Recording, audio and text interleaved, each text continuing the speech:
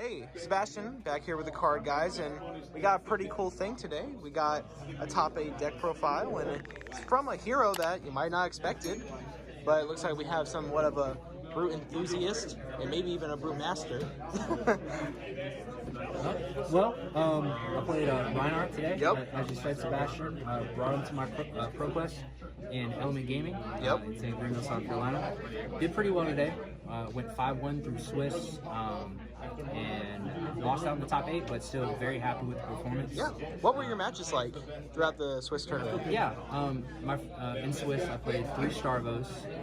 Went 2-1 against those matchups. Very good.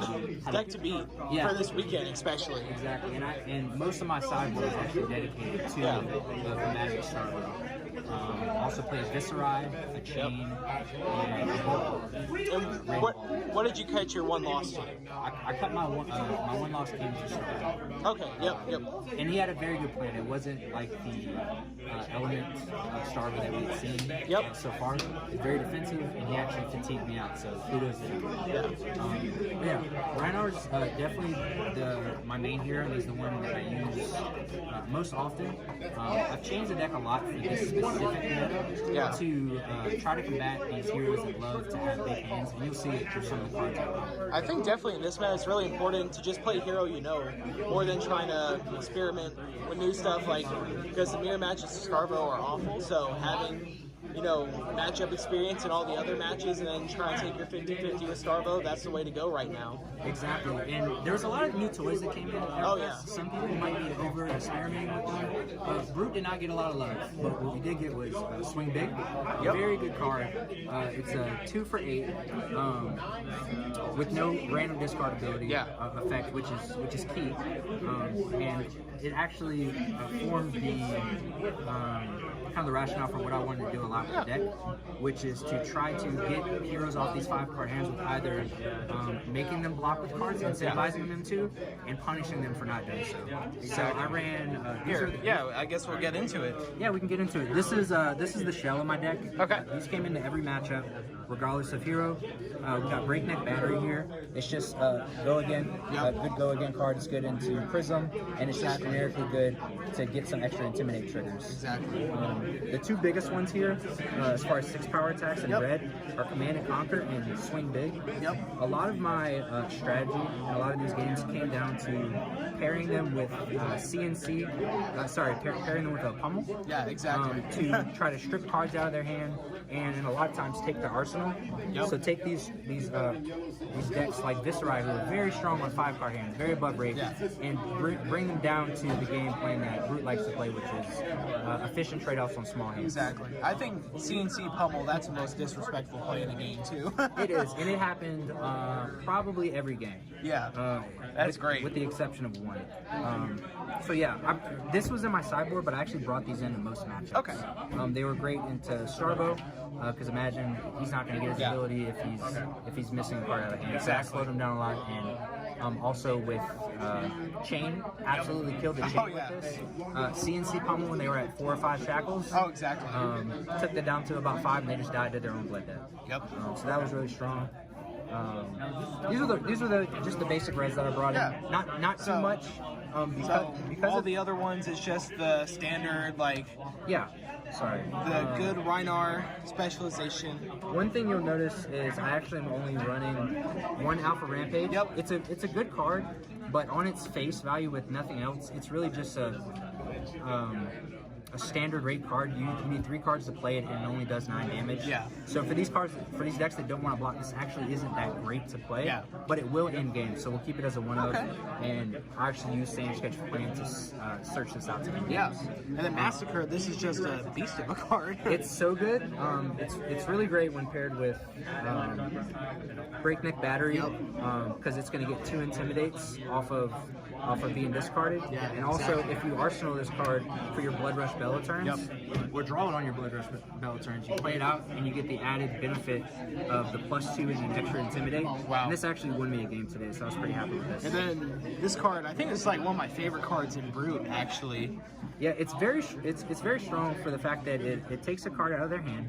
it gives a conditional +4 boost on one card. Exactly. And it incentivizes your opponent to, again, like I was saying, take cards out of their hand, so that they can't have as explosive turns. Exactly. And to be honest, a lot of times they just didn't block it, and I was able to play 2 card hands and deal 8 damage, which is amazing. Just as good as playing a swing big that didn't block. Exactly. So as much of these types of trade-offs that I can get, I'm happy. Yep. So just trying to like tempo and get value where you can. Exactly. We're not wild riding and poking our way to victory. You're not chained with an extra hand or yeah, no, we're very much just trying to bring you down. 13 dominate with the hit effect. Yeah, a lot of the bulk of my shell of my deck comes in the yellows and the blues. Yeah. They just feel the deck. So you'll see just a lot of standard 6 power. 1 for 6, very good. 1 for 6. It doesn't get played a lot, but there are times when you have maybe 1 card in hand and just a tunic, and this will get an extra intimidate, and can't help. A lot of times you block with it or just pitch it. Wrecker Romp, yellow, helps with Prism if they want to run Triumph. I feel like this would be a card I would cut because I don't know if they're running that anymore. Yeah. A notable thing, Beast Within, best card in the deck. Really? Absolutely. This is the damage dealer of the deck. Yeah, and Blood Rush Bellow. And because you're going the claws build, right? In most matchups, I assume. It depends. So it's very matchup dependent. Against Starvo, I did run the club. Okay. And ran a lot of defense reactions, so a lot of reds. So with claws, it's a little more resource intensive. And against Starvo, I wanted to block with 3 cards a lot of times, preserve my life total, and just swing the club. Yeah. Try to win the damage trade off. Get 9, 10, 11 value out of my block, and then swing in for 4 to get 15 damage turn cycles. Yep. While you set up something like like I was saying earlier, a CNC into a pummel, or you set up your Blood Rush Bellow turn. So that was really key. Notably, this is actually a very good card, Beast Within. I brought it down to 2 because this deck is a little more defensive. Yeah. This can cost you a lot of life if you have to play it out early game. If you see my sideboard over here, there's a lot of times where you bring in a lot of defense reactions. Yep. So it could cost you life unless you play it like towards the end of the game. And then again, Barrage and Beatdown, it's just good. Gotta keep playing. Yeah. That's it for the yellows. Anything notable with these two? With the just a good intimidate card for good trade? Yeah. So this is a good card because you can come in with a 2-card hand. And it does 6, but what it does a lot of times is, let's say in claws, I Blood Rush Bellow, just get a card out of their hand. This extra Intimidate turns on the buff for Barrage and Beatdown a lot of times. Yeah. Because if you can get them to have only 1 card left in their hand, they have no choice but to take the additional damage from Barrage and Beatdown. So it's good for that. And this one is just a good, this try to get them to block. This is actually a funny card, and I actually run this in yellow and blue. Okay. And it's because the text on it is similar to Breakneck Battery. Yeah. It's a 6 damage, 3 block, discard a card, and it can have go again. Yeah. If people don't want to defend you. So this is another way to punish people for trying to play with big hands. You can come in with your 3-card hand, pitch a blue, play this, discard a 6, you have 1 floating in your tunic resource, you can come in for 11 damage off 3 cards, which is good. That's crazy.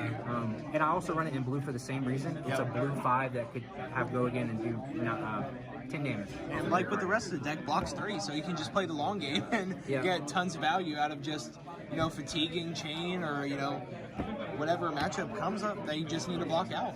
Yep. Then we're getting into the blues, blues. Which is actually one of the more interesting pieces of the deck. Yeah. The shell's not too exciting. You're gonna play like your regular blue Wrecker Romp. It's a blue 6, block 3. Exactly. It does the job. You got your blue Barrage and Beatdown. We talked about that. Yep. Sand Sketch Plan is actually a very good card because it can help you net an extra action point in a lot of matchups. And because it will cause you to discard a 6 attack, it'll create another Intimidate trigger. Again, reducing the amount of opportunities that your opponent has to block. Yeah. And didn't this win you a game against Viscerai? A pretty crazy comeback, right? It did. I was down on life, and I really had to pull it out my butt. I played Sand Sketch Plan to go get a 6. I actually had Blood Rush Bellow in my hand, so if I would have discarded the Blood Rush Bellow, my turn would have ended. Yeah. But looking at the board state and how the game was going, I was absolutely going to lose on the next turn if I didn't push damage. So you have to take your 50% sometimes. And Sometimes you do. I don't recommend it, but in most occasions. But the option is always there, which is nice. You always have the high roll opportunity. And then 3 blues. I run Barraging Bighorn for the same reason. It's another go again option for decks that don't want to block. A lot of times you block with it or pitch, but it's got extra utility. Yeah. And then the main board, I'll run 1 Reckless Swing and 1 Energy Potion. How many people did you get with this? I killed at least 1 person with a Reckless Swing. That's enough to warrant playing it, so. Yeah. I have an extra one in the sideboard that I'll bring in matchup dependent. Yeah. Absolutely against somebody like Viscerai. I have like 4 or 5 blues in the sideboard just to help deal with rune chance for Viscerai. Yeah, exactly. And it definitely served a lot of benefit today. And then more blues makes it easier to be consistent on finding a blue to pitch for your pummel turns that I was speaking to earlier. And then Peapod, if you open up with it and go first, it's amazing. And it's great. Yeah.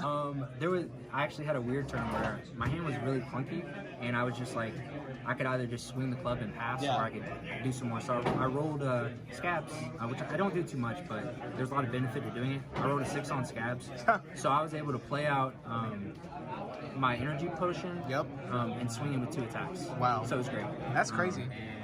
Or, you know, if you block 3 cards and then play to set up a big turn later on. Exactly. So you never really feel too bad. There's not a lot of times you're going to block with your whole hand. Yeah. You a lot of times want to hold a card back to at least swing Romping Club. Yeah. So there's actually numerous blues that I have that don't actually block. Yeah, we can get into the sideboard. Sure. Yeah, we can get into the sideboard. I'll start with the extra blues that I have. Yeah. I have an extra Reckless Swing. I have Ophidia. I actually have as a sideboard option. That's for crazy. Viscerai. Actually for 2 reasons. To help find Reckless Swing to close out the game. You're gonna pitch blues when you play Viscerai. Exactly. You're gonna die. Unless you're Chan. But it'll let you smooth out the consistency for your deck. If you see like you need blues but there's reds on the top, you can put those to the bottom so you can keep blocking out. It's also a really good combination with Tear Limb from Limb, which I wasn't able to play today, but in theory it's very good. So say for example, you have, this is another situation where I want to maximize swing big as much as I can. Let's say I have this in Arsenal. Tunic is up. I pitch I have Ophidia to play Tear Limb from Limb with no other cards in hand. I'll opt 2 before I draw this card, so I can effectively find a 6 to make sure I turn on this ability. That will leave 1 floating resource in my Tunic to play Swing Big for 16. Wow. Off of a 3-card hand. Yeah, I mean that's crazy. The amount of like cute plays that you can do with this deck and just the tempo and the value you can get. It's really insane. And it's very above rate, and it's actually a funny card because people like to roll Scabs, but it's only about a 50% chance for you to get a beneficial outcome from Scab Skin Leathers if you roll a 4, 5, or 6, right? Yeah. If your deck is 35 or so 6s, you have about the same amount of chance to hit a 6 off the top of your deck with no other cards in hand. If you have a 6 in your hand, those odds go up. So as high roll as this card seems, it's actually just as likely for you to roll a 4, 5, 6 on Scabs as you are to hit this all the time. Well, that's good. Good to know the math. So, how many people let this hit or try to block it? I think everybody lets Swing Big. Which I'm happy with. That's great. 2 for 8. There was one person that blocked it fully. I take it back. They accepted I have 1 foil Quicken token. They accepted the foil Quicken token, but then on their turn they just swung their weapon and essentially wasted the benefit of this. So yeah, pretty happy with that. The rest of the sideboard, really matchup dependent. 2 arc smashes in case I find a dash that wants to show up. Never happened, but this... I didn't think we have a single dash in this tournament today, which I was surprised at Kano, but not a dash. Right. Same. It takes up 2 sideboard spots. You don't see it happen often, but when you play this card, your chances of winning the match go up so significantly. It's worth the spots. Exactly. The rest of the sideboard is really dedicated to defense. Most matchups I would bring in 3 Fate Foreseen and 3 Sink Below. at minimum. Yep. They block for 4 instead of 3. So effectively, if you play through your whole deck, having these cards in your deck nets you 6 extra resources. Exactly. That you don't see on the board. And pitch stacking cards that are unknown to the opponent with opt or putting one from the hand is great, because that's knowledge your opponent doesn't know. And this is an interesting card right here. Yeah, this was tech that I brought in specifically for Starvo. Wow. As you guys probably are aware, he is a menace right now. He really is. He's causing people a lot of headaches. So including me. The way I tried to combat that was to go as defensive as possible, and again, just have more cards in my deck that allow me to outvalue the opponent. One notable inclusion is Red Reinforced Line. It's an instant, generic instant from Crucible War, and the text says target defending attack action gets +4 defense. Yeah. Which is making everything a 7 block essentially. Exactly. And on a dominate, getting around that, perfect. Yep. So if you think of the nightmare turn when Starvo comes in with his 11 damage, Oak and Old, Fuse, dominated. You get one of your 6 defense reactions in Arsenal. You block with any attack action.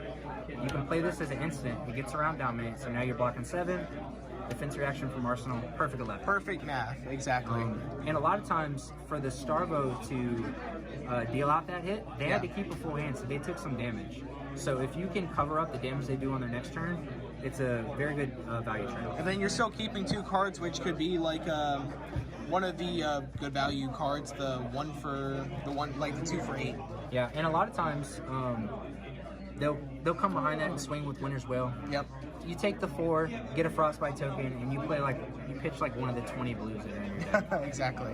So it honestly wasn't too much trouble to deal with Starvo today, but I also will say I didn't get high roll. He can high roll and just knock anybody out. Oh yeah, that pulverized turn 1, where on your technical turn 1. They go first, they arsenal card, let you deal some damage, and they go, let me just get this pulverize here. Get this awakening going. Awakening with the pulverize, exactly. But that was the general strategy. Yeah. Try to keep the life totals relatively close. And then one thing that RHINAR is really good about being able to do, and so is Kano, is they have very large kill ranges. Yeah. So when we're at if you get your opponent to about 15 health, that's technically lethal range for you. Yeah. That they can't always interact with, because you have the ability to take their hand away from them. So a well-timed Blood Rush Bellow turn when they're at mid-teens health, it's crippling. But it's pretty much the deck. Equipment was pretty standard. Gambler's gloves. I actually ran Skullhorn and Nolan gloves just to try to cover up as much of the Viscera rune chance as possible. Exactly. Even when they swing in with Rosetta. For weapons, I did run Mandible Claws and the Romping Club. Yep. Matchup dependent. If I had the ability to keep, so against Starvo, I would actually play Romping Club. Okay. Just try to keep a card, try to deal in damage, Viscera, on the other hand, I found he can absolutely take over the game. He's got a lot of burst damage ability, same like RHINAR. So you really kind of have to high roll with the Mandible Claws here. A lot of times you'll be blocking out, wait for them to have a less than stellar turn, and then you play your Blood Rush Bell that you've been saving in Arsenal for the last 3 or 4 turns. So it's definitely won me some games. Allows you to go wide against Viscera too, because you have to play so many blues. Exactly. It allows you to use those blues to fuel your Blood Rush Bell turns. And then the rest of the equipment is just Scab Skin Leathers. You got to play it. Arcanite Skullcap for the block, and then Fandale Spring Tunic. Very pretty one. Fuels the deck. It's only pulled out for special occasions, but I love it. But overall, looks very solid. Congratulations on the top 8 and everything. Thank you. And hopefully we'll see you again. Yeah. You think you're sticking on RHINAR for the rest of the season, or you play around with maybe some new stuff now that you got 1 top 8 under your belt? I was honestly thinking about trying some other heroes, but I was very happy with how this performed, and there's actually some opportunities that I see to refine this a little more. So I might give it another shot with RHINAR, try to get another top 8, maybe get a victory. Yeah, that would be awesome. All right, well, thank you so much. See you next time.